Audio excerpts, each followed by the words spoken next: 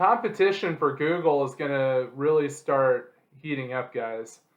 And that might sound crazy, like who would ever threaten Google? Google is so dominant; it's become kind of like a verb. Kind of like people call tissue Kleenex. It's kind of the brand name that people use. I'm gonna Google this or that or whatever. But guys, you got to remember that not too long ago there was a time where Facebook looked to be invincible as far as social media dominance. When it came to social media advertising, Facebook was it. And over a period of time, Instagram came along, and Instagram became like the social media network that people would go to that was popular. And that was okay for Facebook because Facebook bought Instagram, and that was all good. But now you have the rise of TikTok, and things are constantly changing. And you might say that, oh well, with Google, that's different. Google's a search engine. I'm just mentioning social media networks. You have to remember that when search engines first came about, Google was not the first search engine. There were a lot of other search engines that were out there that were created earlier, like Alta Vista, like Ask Jeeves, like Hotbot.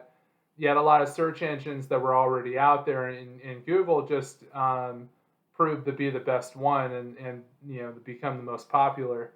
So these things do change. Like, we're still in the infancy of this industry. It's still a very brand new industry. My whole point is that there's two particular search engines that are really catching on. The biggest one I wanted to talk to you about is a search engine called Brave. For those not familiar, Brave is a very popular browser, similar to Firefox, similar to Google Chrome, similar to Internet Explorer. Those are what's called browsers. They give you the ability to go to different websites.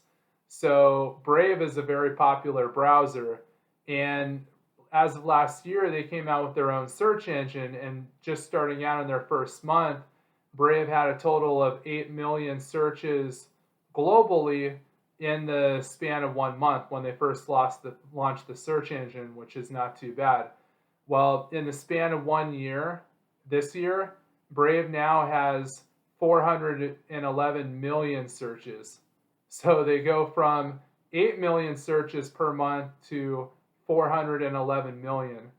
That's over 5,000% growth, guys. 5,000%. That's pretty good growth. So it's really catching on. It also has a Web3 component, a crypto component. Long story short, I'll probably make another video to kind of detail how Brave works. But the interesting thing about Brave is that they will pay you in order to look at ads. So with Brave Search, there's no ads on it. There's no pop-ups, there's no ads. It's 100% organic results. The interesting thing with Brave is, instead of doing pay-per-click where they have the ads at the top, what they'll do is they'll do push notifications where you get a notification on your phone the same way you would get a pop-up saying, hey, you got a text message.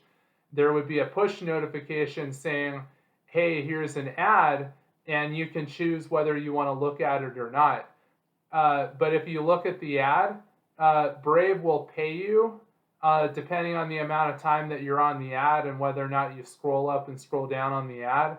But they will pay you to look at the ad. They will pay you via their BAT crypto token. Basic Attention Token is what it stands for. So they will pay you in that BAT token, and when you get these tokens, you can then convert them into dollars. You can convert them into fiat currency, whatever, whether it be dollars or another currency. You'll be able to convert it. The reason why these BAT tokens have value is because advertisers, if they want to advertise in the Brave ecosystem, you have to pay for it with the BAT token. So that's kind of what gives it utility and gives it value.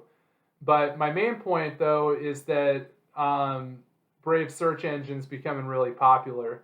Another one that I like is called Pre-Search. I did a video on them already. Their search engine continues to grow. So despite what's going on in the stock market and the crypto market, the use is exploding right now. The growth of users and the people using it is continuing to explode and grow, and the amount of adoption continues to go up. So, like I said, you might have thought like Google's going to always be dominant, but even the founders of Google said at the very beginning, like, they got to work hard because Sergey Brin, one of the founders of Google, actually predicted that the day would come when there would be somebody out there making something new that they hadn't thought of that's going to be able to compete with them. And I really think that Brave's search engine and Presearch's search engine is really going to be able to compete with Google, and it's going to be really interesting to see how things kind of roll out in the next. We're in October, so this year's pretty much almost done. So it's going to be interesting how things continue to unfold in the next year.